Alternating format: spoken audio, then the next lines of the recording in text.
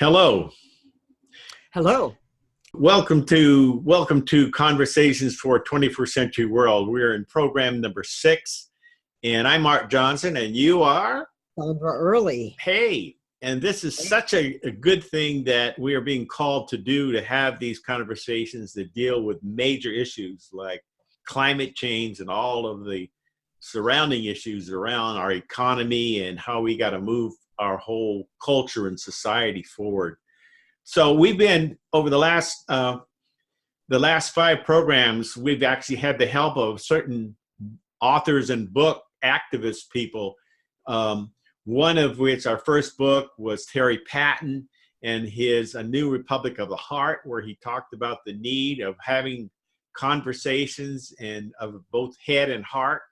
And he gave some kind of examples of that, and he talked about bringing the technology people together who are really optimistic, and bringing the ecologists who are kind of pessimistic because they haven't seen much change, and then having a third group of people he calls evolutionaries bridge that conversation so we have a meaningful result in a record amount of time, and under a whole lot of pressure because of what the climate scientists are telling us. And then that led to another book, which was more specific, by Jeremy Rifkin, called A Green New Deal, and how fossil fuel civilization will collapse by 2028 with a bold new economic plan. And his central to that plan was the idea of having these high-tech energy service companies called ESCOs, very elitist and very exclusive, implement these performance contracts. And we actually showed a video of one of those kind of working out with the school district. But I think we both responded to the idea, well, what about the inclusion? If the whole success is going to be based on training and deployment, who is going to be included in this new vision? How do you take everybody along? And that's when you introduced this wonderful woman, Naomi Klein. So could you tell us about that in her book? Yes, I can. Naomi Klein is basically what we'll call the godmother of the Green New Deal. And she, during her writing of the book On Fire, she connected with Alexandria Ocasio, and basically they were the architect for the Green New Deal, and for AOC presenting that to the Congress. So Naomi takes it from a point of view of writing her essays in her book. We'll see the chapters later about how do ordinary people really get involved and support this whole thing. So Naomi Klein, as I said, she's written this dynamic book, which you'll want to read and hear about, and takes it beyond the fact that it's all about climate change, which has impact in the cultural change. She's even developed several principles where she talks about equal protection for all. She talks about equal opportunity for all. That's the inclusion part. And she talks about creation for all of us by being engaged in the things that really matter. The things that really matter for us as ordinary individuals, although we're not ordinary. I'm just talking outside of the big school of those that can push, the oil fields and be involved in all of that kind of technology. It's things that really impact and affect us individuals here. So while there is a lot of pressure to get things done in the next 8 years, you'll hear 8 or 12 years if you listen to the pundits talk about it, we really have to get started, and all of us can get behind what we need to do to be part of this Green New Deal. Art, you want to take it away? Well, yeah, that book was great. And, I was reading it, but it was so painful that it would have kind of a negative effect in some sense, because the problems that she was really pining about were so big that, people can say, wow, that's just a bummer. I just can't deal with that. And then see what it turned around for me when she got to that chapter about the art of the New Deal. And she remembered, and we've talked about it, this in the old New Deal that was with FDR, there was a really profound role for visionary artists. You mentioned Jacob Lawrence and Richard Wright and some of the people that were actually hired. There were 141,000 works of art. Yes. And I remember even going to San Francisco to the Coit Tower and seeing some of the murals of Diego Rivera. And I went to Mexico and Conquering the Universe and all that. And I think that was really good. So we discovered and it's mentioned in her book, there's a really good video that she said we need a vision of the future that people can work towards. And we need to be able to tell a story about that now. So good. Can we roll that just for a second here? Yes, we can. I'd love to have everybody take a look at that. Great. The bullet train from New York to DC. It always brings me back to when I first started making this commute. In 2019, I was a freshman in the most diverse Congress in history.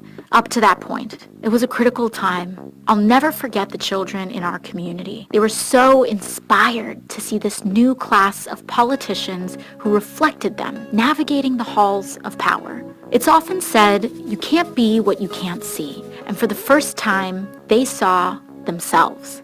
I think there was something similar with the Green New Deal. We knew that we needed to save the planet and that we had all the technology to do it, but people were scared. They said it was too big, too fast, not practical. I think that's because they just couldn't picture it yet. Anyways, I'm getting ahead of myself. Let's start with how we got here. 1977, New York. A senior scientist named James Black made a presentation about how burning fossil fuels could eventually lead to global temperatures rising 4 or 5 degrees Fahrenheit.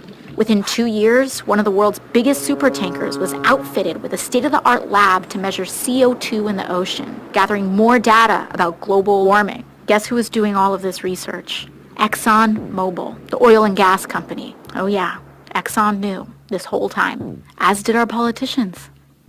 10 years later, James Hansen, NASA's top climate scientist, told Congress he was 99% certain that global warming was happening and caused by humans. That was 1988, the year before I was even born. So did Exxon listen to the science, including their own? Did they change business models, invest in renewables? No, the opposite. They knew and they doubled down. They and others spent millions setting up a network of lobby groups and think tanks to create doubt and denial about climate change. It was an effort designed to attack and dispute the very kind of science they themselves had been doing. And it worked. Politicians went to bat for fossil fuels, and these massive corporations kept digging and mining, drilling and fracking like there was no tomorrow. America became the biggest producer and consumer of oil in the world. Fossil fuel companies made hundreds of billions, while the public paid the lion's share to clean up their disasters. We lost a generation of time we'll never get back. Entire species will never get back. Natural wonders gone forever. And in 2017, Hurricane Maria destroyed the place where my family was from, Puerto Rico. It was like a climate bomb. It took as many American lives as 9/11. And in the next year, when I was elected to Congress, the world's leading climate scientists declared another emergency. They told us that we had 12 years left to cut our emissions in half, or hundreds of millions of people would be more likely to face food and water shortages, poverty, and death. 12 years to change everything. How we got around, how we fed ourselves, how we made our stuff, how we lived and worked, everything. The only way to do it was to transform our economy. which we already knew was broken since the vast majority of wealth was going to just a small handful of people, and most folks were falling further and further behind. It was a true turning point. Lots of people gave up. They said we were doomed. But some of us remembered that as a nation, we'd been in peril before. The Great Depression, World War II. We knew from our history how to pull together to overcome impossible odds. And at the very least, we owed it to our children to try. The wave began when Democrats took back the House in 2018, and then the Senate and the White House in 2020, and launched the decade of the Green New Deal, a flurry of legislation that kicked off our social and ecological transformation to save the planet. It was the kind of swing-for-the-fence ambition we needed. Finally, we were entertaining solutions on the scale of the crises we faced without leaving anyone behind. That included Medicare for All, the most popular social program in American history. We also introduced the federal jobs guarantee, a public option including dignified living wages for work.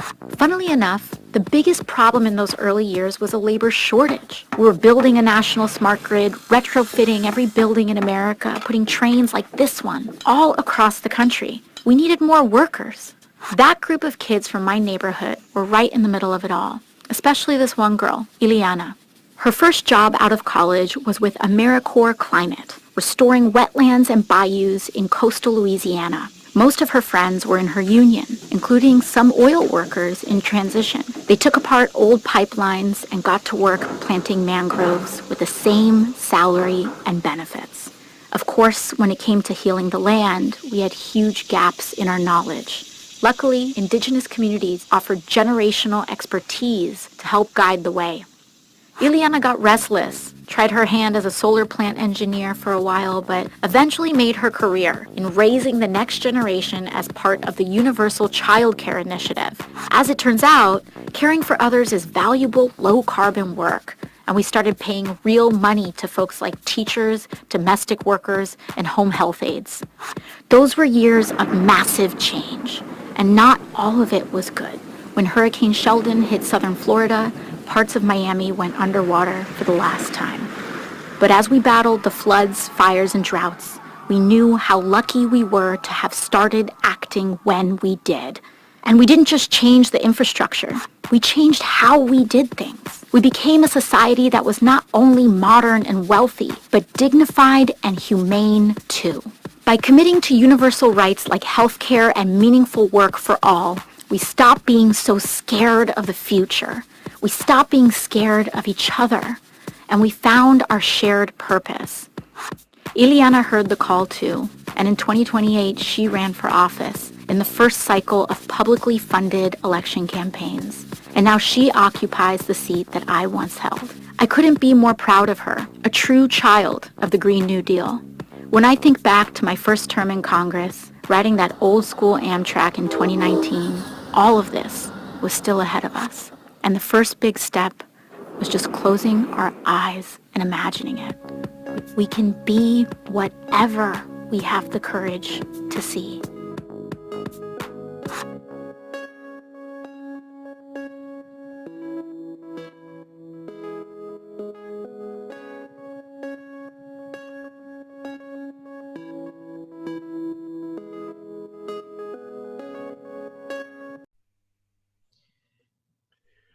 So that was an amazing video that we watched, Sandra. Tell me about that. What do you think? I mean, did it do it for you? It did it for me, and I think it's very instructional. I like the way Ocasio developed the content. It really summarizes what the Green New Deal is about. And I caution folks to pay attention to the language, because many things are coded up in our everyday language. But really, she talks about the humanitarianism of the Green New Deal. And if you have an opportunity to look back into the Roosevelt era, when all these things were coming to pass because they were going through a transitional period, just as we are going through a transitional period here in the 21st century. So it all lays out that while it is a big ticket item with lots of integrations, it still takes one.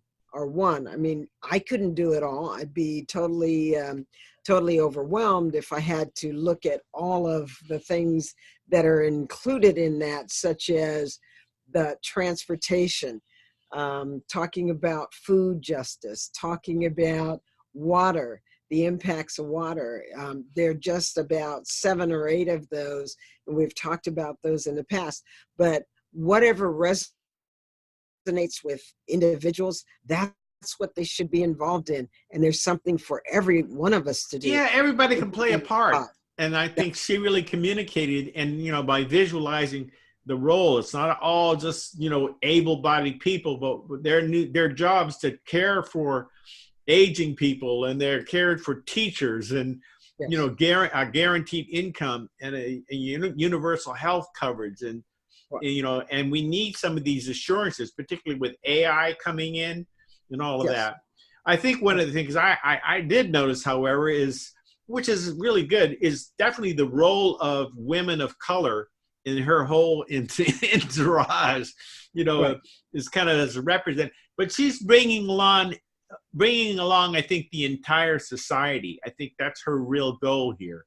But she's using the leadership of women power, which is so valid and so authentic, that is going to really be the mover, the mover and the shaker. Yeah, and you see that even in the debates, I don't know, we don't want to make this about politics, but the fact that racism is looming very large, the fact that you have to talk about those issues in a conversation, that we have to approach people in a humanitarian way. It's not just because you look a certain way or you act a certain way. Everybody's a human having a human experience here on this earth. And those are things we really need to pay attention to and welcome and include people who are not exactly like us. Like us. It's so good. It's such a beautiful statement, a whole vision for humanity, that it is so positive, and it's so full of hope that it can be the motivation.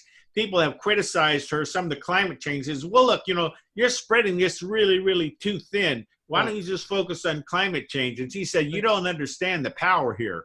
You're going to get way more change if you focus simultaneously on all the issues to work some things out in the society. Don't tell, I'm not going to bargain with me in terms of my boldness. I'm going for the boldness. Absolutely right. You know? Absolutely right. And I'm not apologizing. I don't have to apologize. I don't want to apologize. Right. So exactly. Anyway, I think this is great. I mean, I just think this is great. And I think our next to do will be to reach out people. What about our programming? You know, you've been watching it, and we know for a fact you're taking some things in, but what's coming out of you? What are you thinking about? What do you believe in? Exactly. What can you trust in? What good work? How can you contribute to this snowballing of this conversation? We have an ability to meet online with 98 other people at once. Exactly. And, you know, we've got plans to do, you know, this is like a 12-month campaign that we're doing to unfold this whole new Green Deal and to move into others of education and rejuvenation of our planet.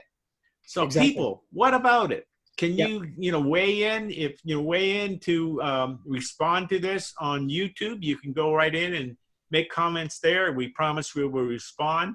If you'd like to be on our program, talk to us, and we will get you enabled so that you look good when you come online. If you've got other people that you're serving in maybe your organization, or you have things that you'd like to have some more focus on, we want to serve you well. And the only way we can do that is to know more about what you're doing. Exactly. And at the end of this program, and each program will have a link to the video, to the program. You can look back, you can look forward, and there's also a survey link that you can use to let us know, or just email us. Use the link at the bottom to email us and let us know exactly what you're thinking and how you want to respond. Because it's not just about us. We're talking about the universe. We're talking about us in a big, broad us. Exactly.